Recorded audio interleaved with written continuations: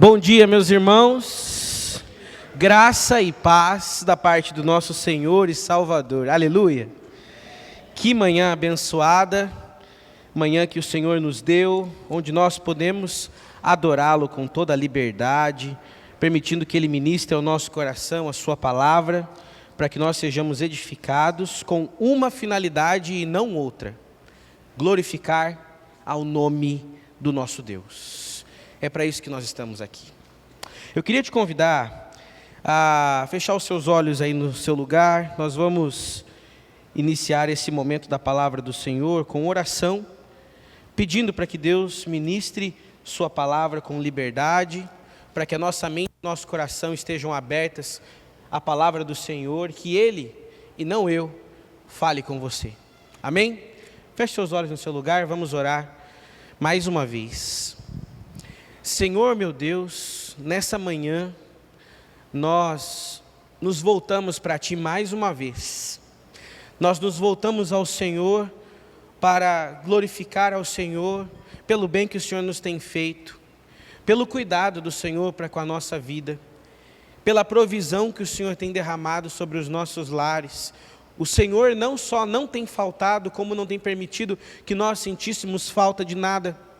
A nossa gratidão é colocada diante do Senhor, porque nós somos edificados, instruídos, ensinados e conduzidos pela Tua vontade por meio da palavra.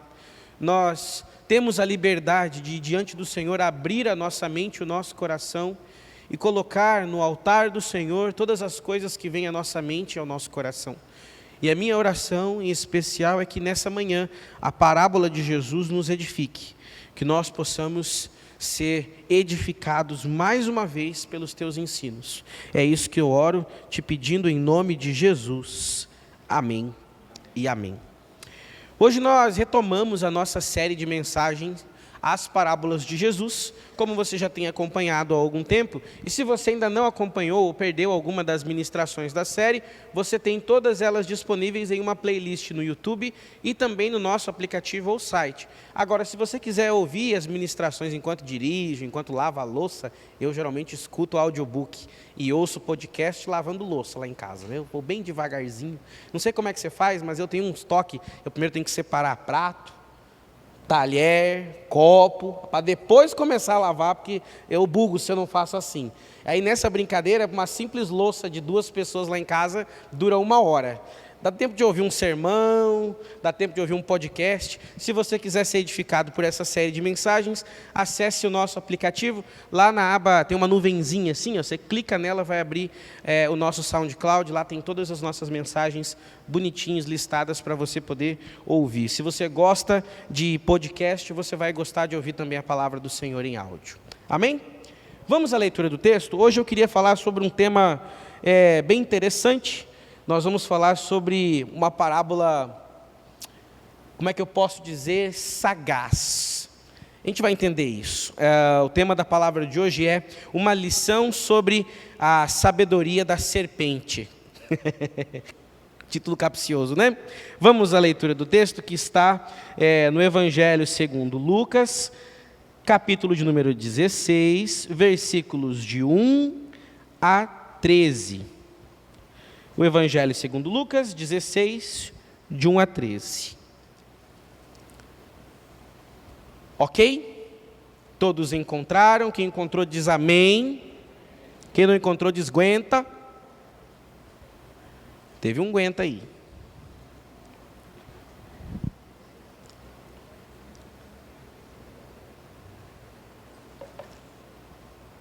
Leio aqui na Nova Versão Transformadora, eu acho mais fácil de ler nessa tradução. Diz assim a palavra do Senhor no versículo 1. Jesus contou a seguinte história a seus discípulos. Guarda essa informação. Um homem rico tinha um administrador que cuidava dos seus negócios. Certo dia foram lhe contar que esse administrador estava desperdiçando seu dinheiro. Então mandou chamá-lo e disse: "O que é isso que ouço a seu respeito? Preste contas da sua administração, pois não pode mais permanecer neste cargo." Versículo 3. O administrador pensou consigo: "E agora? Meu patrão vai me demitir. Não tenho força para trabalhar no campo e eu sou orgulhoso demais para mendigar. Já sei, Como vou garantir que as pessoas recebam as suas casas, me recebam nas suas casas quando eu for despedido? Versículo 5. Ele convocou todos os que deviam dinheiro ao seu patrão e perguntou ao primeiro: quanto você deve ao meu patrão?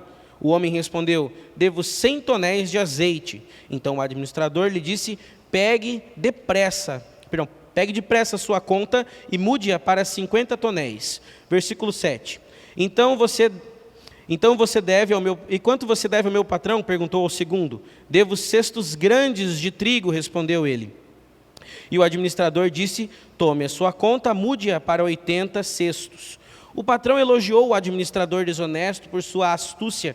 E é verdade que os filhos deste mundo são mais astutos a lidar com o mundo ao redor do que os filhos da luz. Esta é a lição. Usem a riqueza deste mundo para fazer amigos. Assim, quando suas posses se extinguirem, eles os receberão num lar eterno. Se fossem fiéis nas pequenas coisas, se forem fiéis nas pequenas coisas, também o serão nas grandes. Mas se forem desonestos nas pequenas coisas, também serão desonestos nas maiores. E se vocês não são confiáveis ao lidar com riqueza injusta deste mundo, quem lhes confiará a verdadeira riqueza? E se não são fiéis com os bens dos outros, por que alguém lhes confiaria algo que é de vocês? Ninguém pode servir a 2 senhores, pois odiará um e amará o outro, será dedicado a um e desprezará o outro. Vocês não podem servir a Deus e ao dinheiro. Até aí. Essa é uma parábola bastante interessante. O Senhor Jesus utiliza dessa ferramenta chamada parábolas para falar de verdades eternas e espirituais, práticas também sobre o nosso dia a dia, mas fazendo alusões a histórias que não necessariamente precisam ter acontecido, mas que trazem um princípio para que a gente pense sobre a verdade que ele está nos ensinando.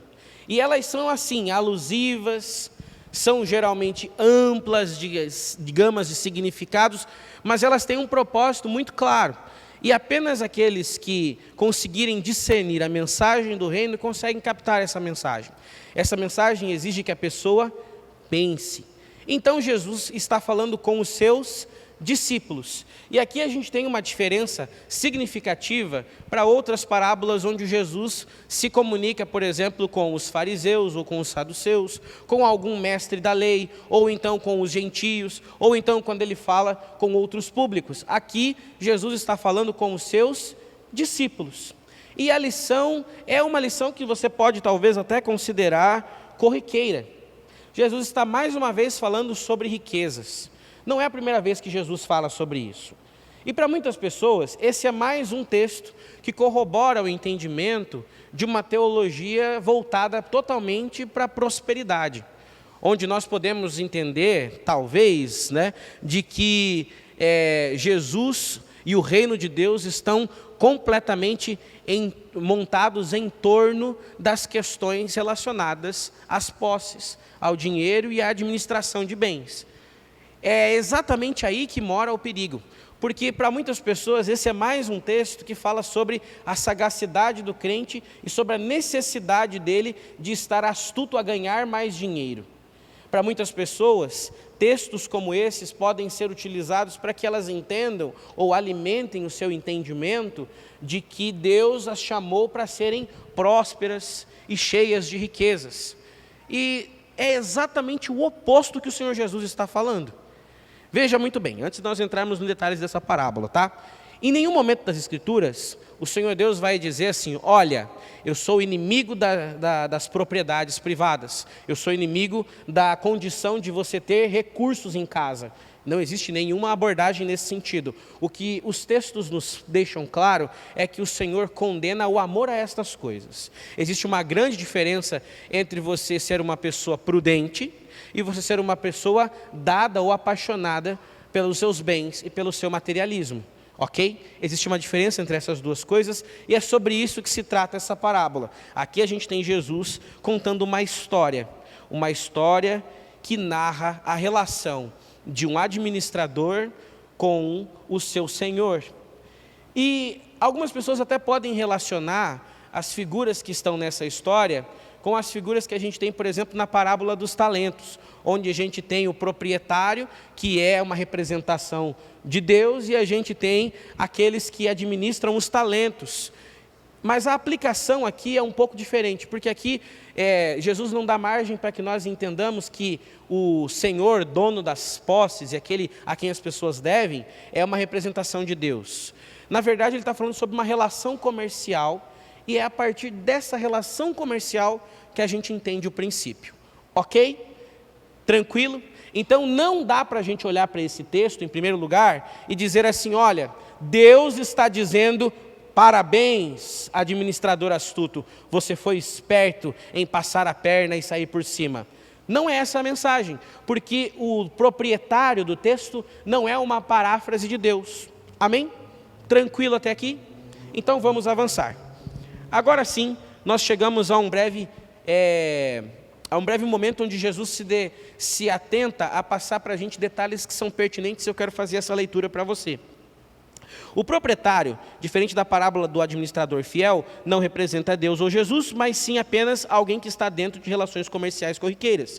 Serve de pano de fundo para a apresentação do ensino de Jesus que se dá às atitudes do administrador. Observe também que a linguagem do texto é bastante específica. O mestre não admira a postura vilanesca do administrador sobre esse homem passar a perna no chefe, a fim de conseguir sair por cima quando ele for punido. Certamente ele não aprovava a falta de lealdade do homem ou respeitava seu caráter malvado. Ele elogiou foi a engenhosidade providencial. O texto diz: o Senhor elogiou o administrador desonesto porque agiu astutamente. O versículo 8 diz isso. Aqui, pode passar o slide, por gentileza? A gente vai ter um destaque bastante interessante. O Senhor elogiou o administrador desonesto porque ele agiu astutamente. A palavra que está ali é frônimos. Meu grego está bem destreinado. Frônimos. Essa palavra significa prudência ou modo precavido de agir. Quando a gente olha para o texto e presta atenção no comportamento do administrador astuto, e vamos usar essa palavra para se referir a ele nesse momento, a gente está olhando aqui sobre uma atitude de contenção de danos. É isso que causa admiração no texto. Preste bastante atenção nisso. O administrador agiu baseado nos seus próprios interesses e foi descoberto. Diante de uma iminente demissão, ele toma uma atitude interessante. Ele perdoa parte ou quase todas as dívidas das pessoas que devem ao patrão, a fim de que essas pessoas desenvolvam por ele gratidão. E que ele tenha, a partir de agora, nessas pessoas que antes ele apertava cobrando, uma relação de amizade e de dívida. Ele se coloca então em uma posição de ser alguém que proveu sobre esses devedores. E agora os devedores não olham mais para o senhor dele como a quem eles devem algo, porque eles afinal de contas pagaram alguma coisa, mas eles olham para esse administrador como alguém que foi quem resolveu o seu problema. É essa mudança na forma como as pessoas percebem o administrador astuto que chama a atenção, porque ele agiu de forma prudente. Ele estava pensando em não passar pelo perrengue, em não passar pela humilhação, que quando ele for punido, e aqui tem algo bastante interessante, ele sabe que será punido, e você enxerga no texto uma coisa bem interessante, ele não nega. Ele não nega. E essa é uma lição bastante pertinente para nós. Quando nós estamos em falta, estaremos em falta em momentos da nossa vida, com as pessoas que nós amamos, com os nossos amigos, com os nossos irmãos, com os nossos familiares. Talvez nós sejamos descobertos, ou talvez a punição pela nossa falta virá contra nós. E uma atitude que é louvável nesse texto é a atitude do reconhecimento. Eu sei que não adianta tentar tapar o sol com a peneira. Você já se deparou com uma situação assim? Onde tentar negar os fatos não vai resolver? É exatamente isso. As pessoas que tentam negar os fatos, negar as ofensas que causaram, negar a responsabilidade sobre as dores, os sofrimentos, os prejuízos que causaram, elas não estão enganando as outras pessoas, elas estão enganando a si mesmas. Quando eu não lido com o fato de que a punição e a responsabilidade e a consequência do meu pecado virá sobre mim, a figura é totalmente diferente. Quando eu enxergo que a punição e o resultado virá. Porque agora eu preciso lidar com uma outra parte da situação. Como eu posso minimizar os danos? Ok? Essa é a primeira lição sutil que a gente pega no texto. Mas o texto continua. Então nós conseguimos enxergar que o administrador faz uma escolha sagaz. Ele cria laços de amizade que serão para ele extremamente importantes, para que ele não seja jogado na desgraça. E aqui está a importância da gente entender por que Jesus está falando isso aos discípulos.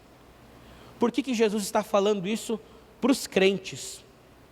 Porque Jesus está dizendo o seguinte, veja bem, aqueles que não têm a preocupação com o eterno, com aquilo que é infinitamente mais precioso e valioso, estão muito mais preocupados em garantir que estarão em condições melhores do que estão hoje, do que nós, que não plantamos relacionamentos sadios muitas vezes. Aqueles que são os filhos do mundo, eles estão muito mais espertos a criar relacionamentos com a motivação errada, mas ainda assim criar relacionamentos que lhes serão proveitosos do que nós, porque nós não criamos esses relacionamentos. Qual é a crítica de Jesus? A crítica de Jesus é que o administrador astuto sabe que ele precisa de relacionamentos para permanecer. E que nós, que temos uma preocupação muito superior, nós que temos uma mentalidade transformada, devemos então plantar relacionamentos com ainda mais pujança e com ainda mais intensidade e profundidade. E qual é o caminho que nós tomamos? É esse. Nós nos posicionamos diante dos nossos relacionamentos com a mesma intensidade de que estivéssemos tentando evitar que uma desgraça ou que a vergonha viesse sobre nós? Nós plantamos relacionamentos e investimos em relacionamentos dessa forma? Ou apenas quando a nossa natureza humana nos chama a defender os nossos próprios interesses? Vocês conseguem enxergar aonde está o problema?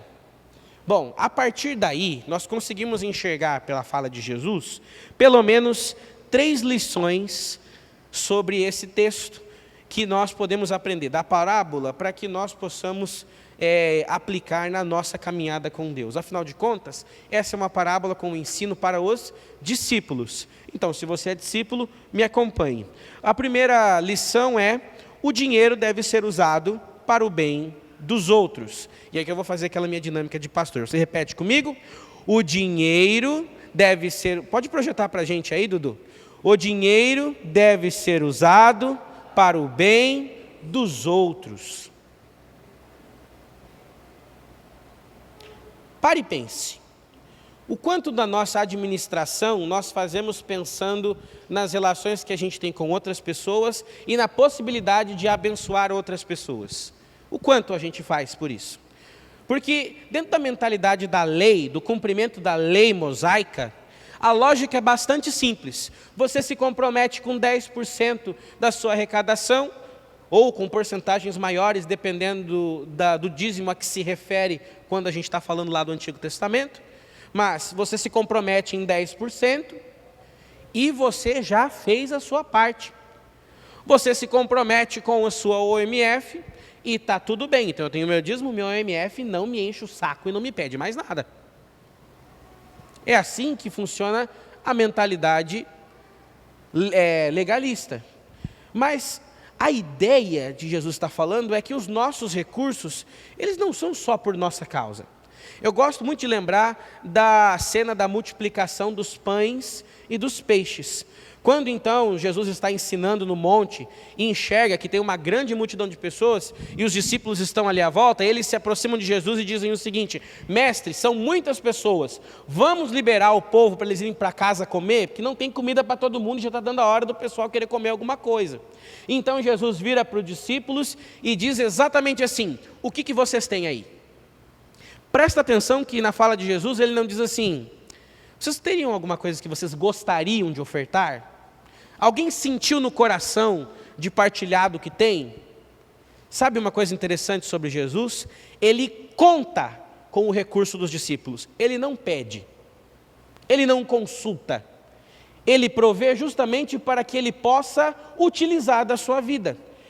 E a nossa mentalidade, ela pode se tornar mesquinha a ponto da gente achar que a nossa participação do reino se limita a um código de regras de valores específicos, a uma porcentagem específica. Sabe, meu irmão e minha irmã, o que eu quero te dizer é que Deus conta com absolutamente tudo que você tem e que você produz. Você sabia disso? Você pode dar um amém no seu lugar, do fundo do seu coração? Que bênção poder pensar por essa perspectiva, não é? Mas olha, eu vou ser bem sincero com você, por mais que seja a verdade, não é algo tranquilo, porque a gente pensa: ih, rapaz, o meu orçamento, e aquela minha viagem, e aquele negócio que eu queria comprar, e aquele presente que eu ia dar para minha esposa, para o meu filho. Mas e se Deus pedir que nós nos comprometamos, inclusive que abdiquemos dos nossos projetos, dos nossos sonhos em prol de algo maior, talvez em prol de alguém que não merece investimento? E se Deus pedisse ou nos desse a oportunidade de partilharmos do que temos, que não estava planejado? E se o Senhor colocar diante de nós um revés financeiro, aqui na igreja, em que todos nós estamos como parte do corpo, participando do mesmo problema, nós estaríamos juntos, partilharíamos do que temos, investiríamos dos nossos recursos, nós dedicaríamos aos outros daquilo que o Senhor tem nos dado? Ou a gente cumpre os 10% e está tudo certo, o pastor pelo menos não vai dizer que eu estou em pecado? Bom, essa é uma lição muito importante. Jesus diz assim: por isso lhes digo, usem a riqueza deste mundo ímpio para ganhar amigos, de forma que quando ela acabar, estes os recebam nas moradas eternas.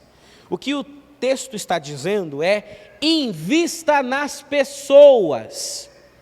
Invista nas pessoas.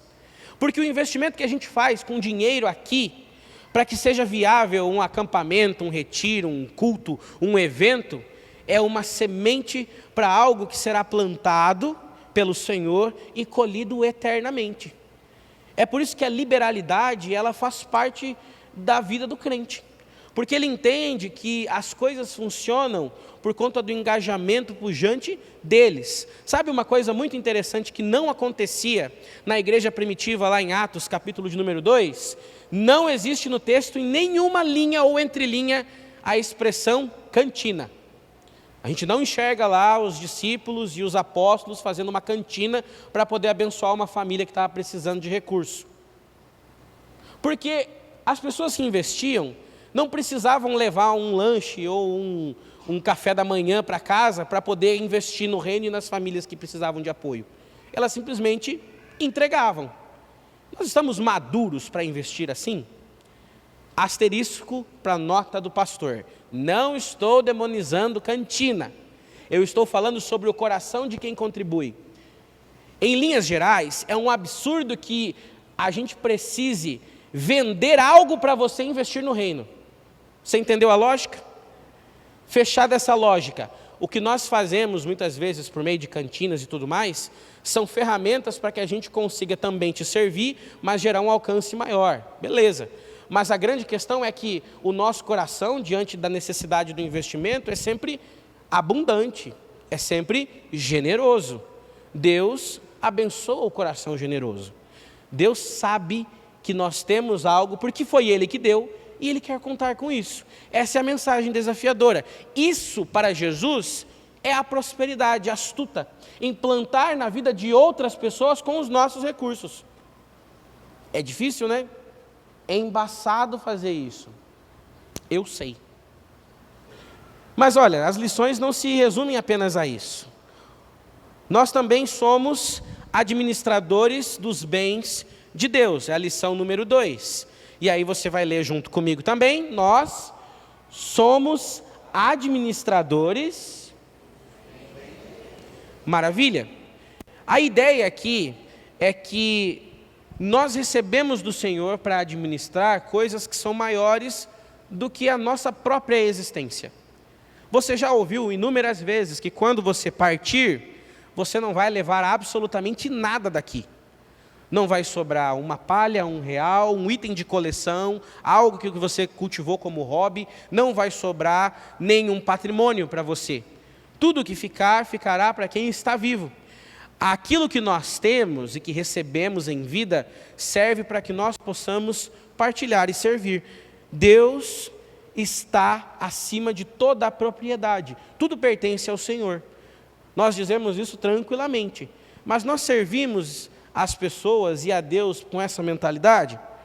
A primeira exortação enfatizou a necessidade dos outros. A segunda, o encorajamento para que nós nos examinemos. O cristão que recebe pouco precisa prestar contas da mesma forma do que o que recebe muito.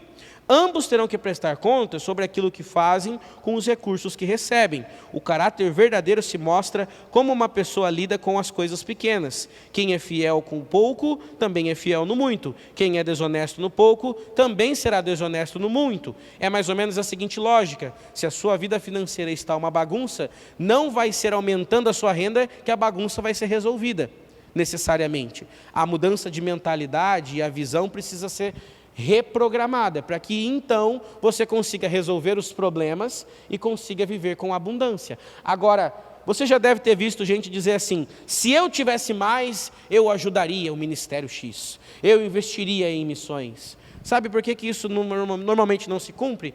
Porque no fim das contas não é o impeditivo financeiro, é o coração que não consegue se organizar em torno da generosidade. Porque no fim das contas, a gente não administra para Deus as coisas, a gente administra para nós mesmos.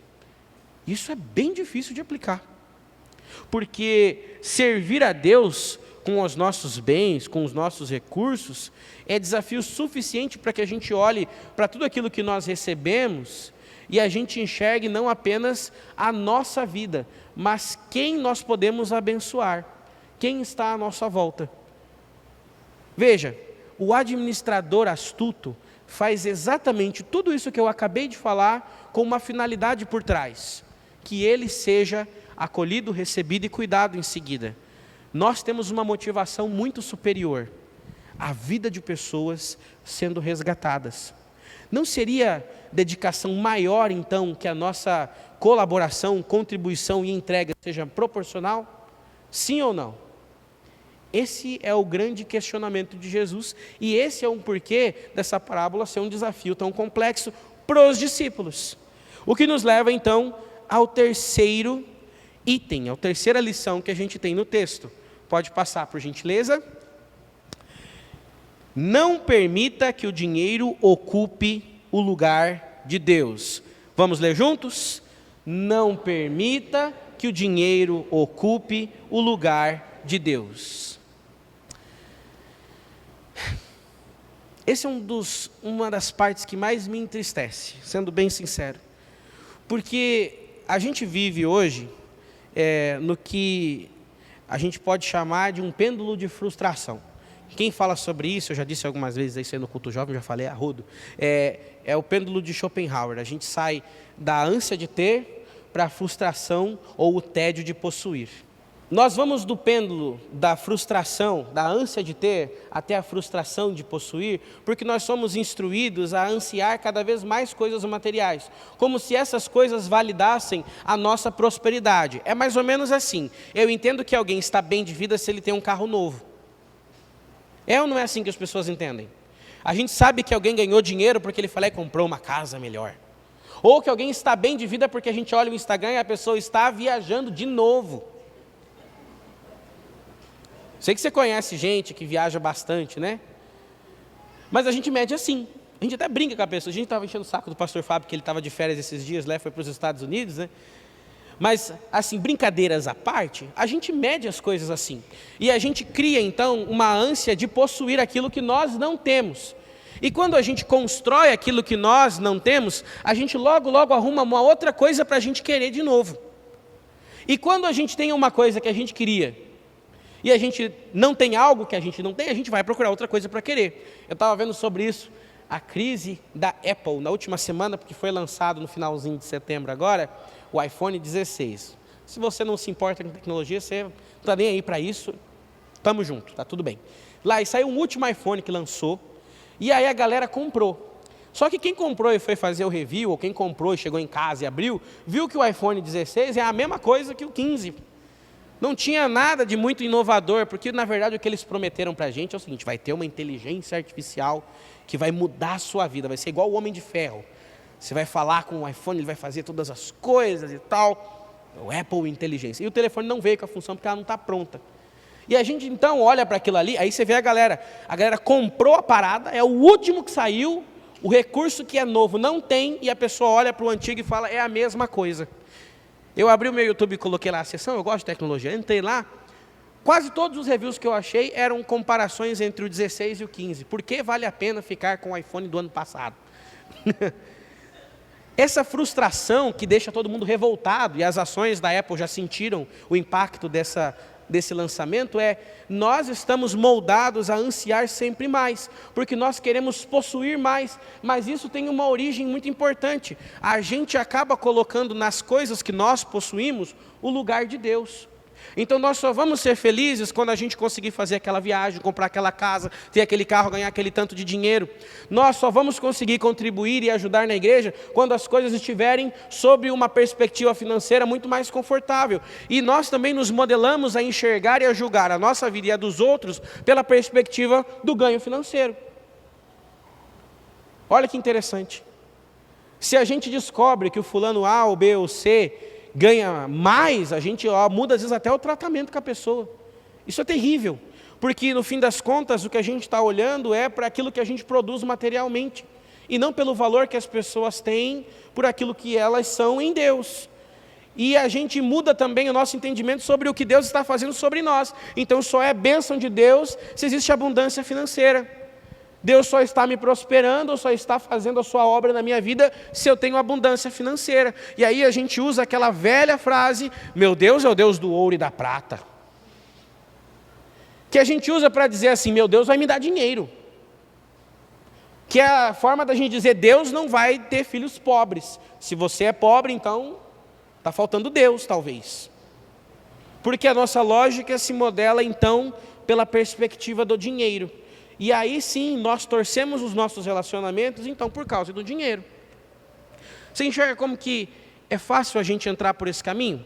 Jesus fala várias vezes em várias parábolas, mas a maior parte delas é sobre coisas que têm algum valor material, tesouro, moeda, é sobre a riqueza disso ou daquilo. Por que Jesus fala sobre isso? Porque o nosso coração queima por essas coisas. Eu estava lendo esses tempos atrás, e terminei de ler, o livro O Hobbit, do Tolkien.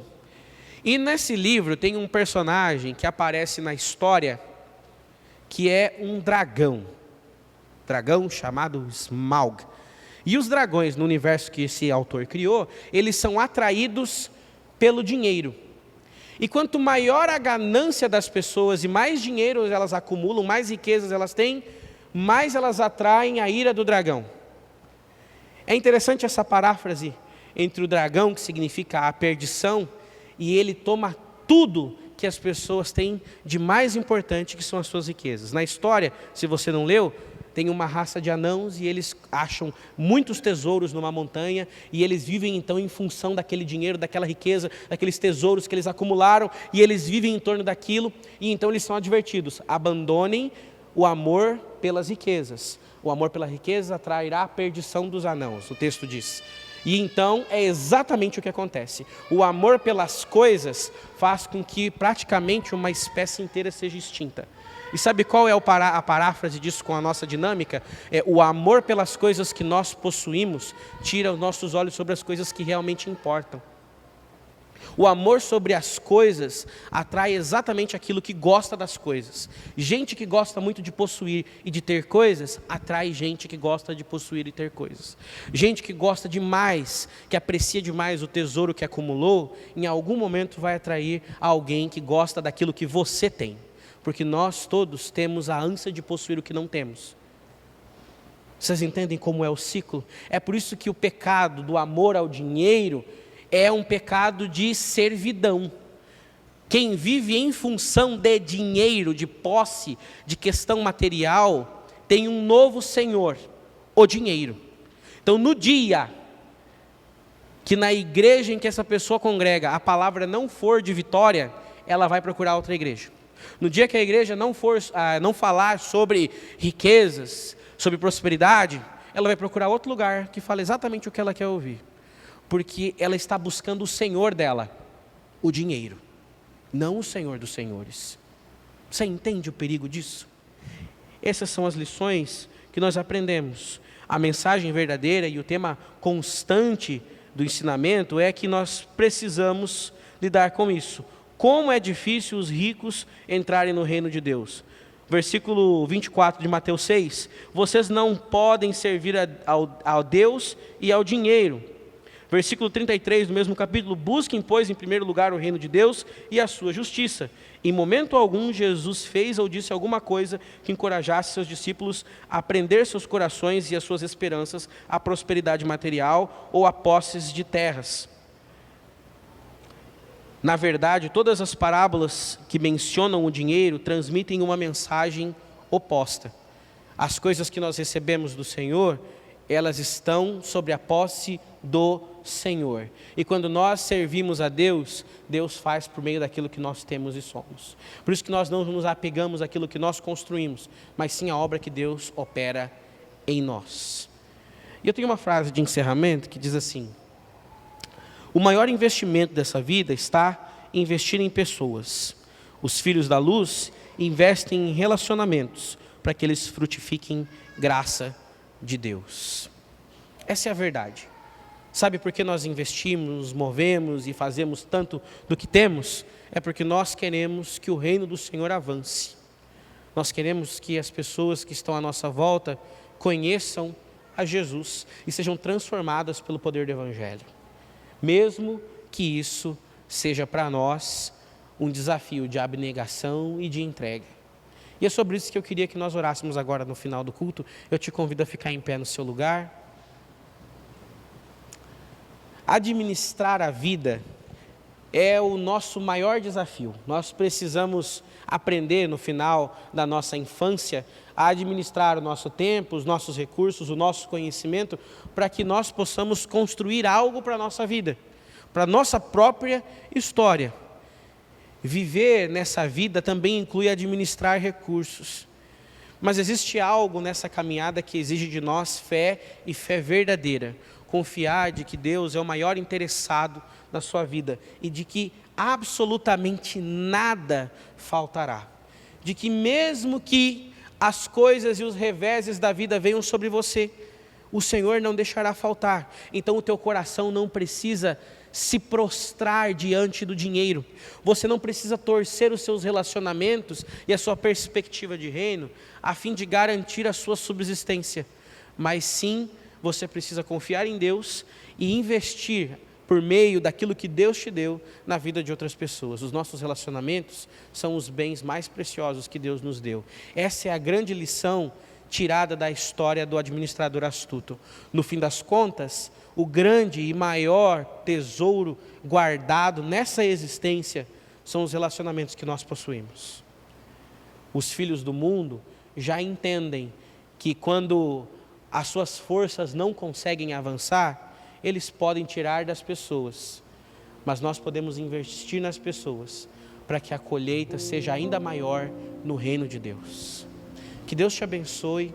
prospere os seus caminhos e transborde na sua vida a generosidade, a bondade e a abnegação, para que o seu Senhor seja o Senhor da sua provisão, dos seus recursos, das suas perspectivas, para que a sua vida seja poderosa para transformar a história de muitos outros. Que o que você investir aqui financeiramente, materialmente, seja colhido no reino dos céus, para a glória de Deus. Amém?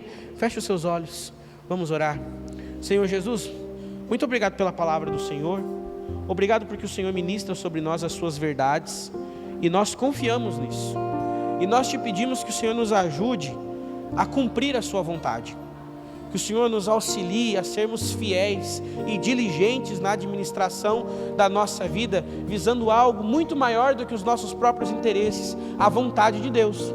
Que o Senhor nos ajude a ambicionar coisas prósperas, sim, para que a nossa generosidade também acompanhe. Que o Senhor nos auxilie a seguir num caminho onde a nossa visão de cuidado e de amor seja muito maior do que apenas as regras, os combinados, os acordos que nós temos para conviver como igreja, mas que sejam latentes atitudes de um coração generoso e amoroso.